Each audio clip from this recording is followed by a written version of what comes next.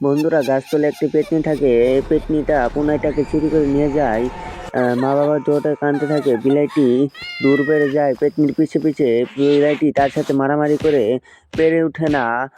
বিলাইটি আহত হয়ে ওখানে পড়ে থাকে। তারপর বিলাইটি কিছুক্ষণ পরে সুস্থ হয়ে তার দিকে যায় যে বাচ্চাটাকে কোথায় নিয়ে গেল। একটা পেত্নী একটা ঘরের ভিতরে বাচ্চাটাকে নিয়ে নাচতে থাকে। সে বাচ্চাটাকে খাবে। আগুনের উপর বেঁধে তারপরে জাদুমন্ত্র করে সেখানে বিলাইটিও আসে দেখে কেরোসিন ঢালতে থাকে। ঘরটিকে আগুন জ্বালিয়ে দেয় কেরোসিন দিয়ে। বিলাইটি গাছে উঠে পড়ে।